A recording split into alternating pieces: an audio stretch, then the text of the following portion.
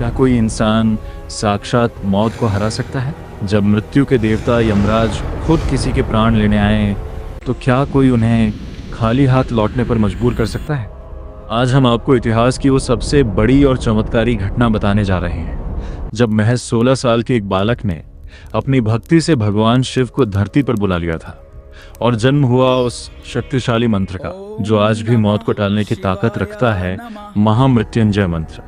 ये कहानी है उस महाज्ञानी बालक की जिसे हम ऋषि मार्कंडेय के नाम से जानते हैं। प्राचीन काल की बात है। भृगु ऋषि के वंश में एक महान संत हुए, ऋषि मृकंडु। उनकी पत्नी का नाम मरुदमती था। उनके जीवन में सब कुछ था सिवाय एक संतान के। संतान प्राप्ति के लिए उन्होंने भगवान शिव की घोर तपस्या की। उनकी तपस्या से प्रसन्न होकर महादेव प्रकट हुए, लेकिन उन्होंने ऋषि के सामने एक बहुत कठिन विकल्प रखा। महादेव ने कहा, हे ऋषि, तुम्हारे भाग्य में संतान का सुख नहीं है, फिर भी तुम्हारी तपस्या के कारण मैं तुम्हें 2 विकल्प देता हूं। या तो तुम एक ऐसा पुत्र चुनो जो मूर्ख होगा लेकिन 100 साल जिएगा, या फिर एक ऐसा पुत्र जो महाज्ञानी और तेजस्वी होगा लेकिन उसकी आयु केवल 16 वर्ष होगी। एक माता पिता के लिए ये बहुत बड़ा धर्म संकट था, लेकिन उन्होंने सोचा 100 साल जीने वाले मूर्ख से अच्छा है 16 साल जीने वाला ज्ञानी पुत्र। उन्होंने दूसरे विकल्प को चुन लिया और इस तरह जन्म हुआ बालक मार्कंडेय का। मार्कंडेय बचपन से ही अद्भुत थे।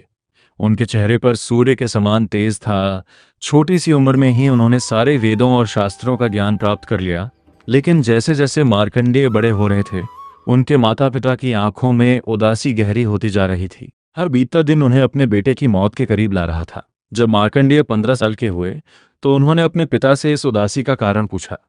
ऋषि मृकंडु अपने आंसू नहीं रोक पाए और रोते हुए उन्होंने शिव के वरदान का पूरा सच अपने बेटे को बता दिया। कोई भी साधारण इंसान मौत का दिन सुनकर कांप जाता, लेकिन मार्कंडेय डरे नहीं। उन्होंने मुस्कुराकर अपने माता पिता से कहा, पिताजी, जिसने मुझे जीवन दिया है वही मेरी रक्षा भी करेगा, आप चिंता न करें। मार्कंडेय ने अपना सब कुछ त्याग कर शिव के ध्यान में खुद को डुबो दिया। मार्कंडेय शिव मंदिर में गए और शिवलिंग के सामने बैठ गए। मौत का समय नजदीक आ रहा था और मार्कंडेय की तपस्या और गहरी होती जा रही थी।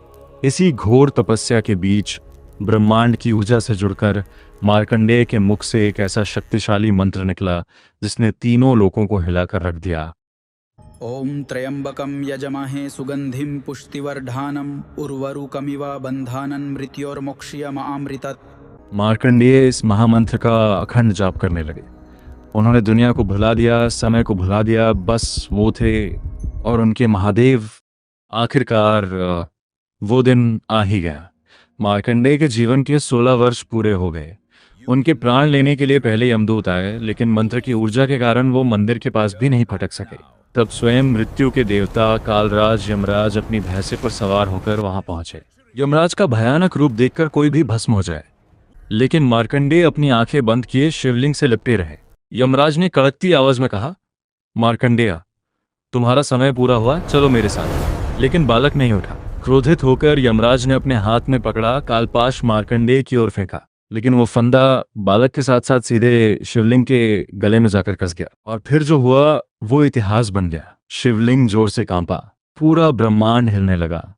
शिवलिंग चीरकर स्वयं साक्षात महाकाल भगवान शिव अपने सबसे भयानक और क्रोधित रूप में प्रकट हुए। शिव ने यमराज की छाती पर जोरदार प्रहार किया और कहा, यमराज, मेरे भक्त पर पाश डालने का दुस्साहस तुमने कैसे किया? यमराज शिव के चरणों में गिर पड़े और माफी मांगने लगे। तब महादेव ने मार्कंडेय को गले से लगा लिया और बोले, हे मार्कंडेय, तुमने काल को भी जीत लिया है। आज से तुम केवल मेरे भक्त नहीं बल्कि चिरंजीवी कहलाओगे। तुम्हारी मृत्यु कभी नहीं होगी। दोस्तों, ऋषि मार्कंडेय की इस कहानी ने हमें सिखाया कि सच्ची आस्था से भाग्य की रेखाएं भी बदली जा सकती हैं। जो मंत्र उन्होंने रचा वही आज का महामृत्युंजय मंत्र है। अगर आपको महादेव की शक्ति पर विश्वास है तो कमेंट्स में हर हर महादेव जरूर लिखें। इस वीडियो को लाइक करें और हमारे चैनल को सब्सक्राइब करें। मिलते हैं अगली अमर कथा में।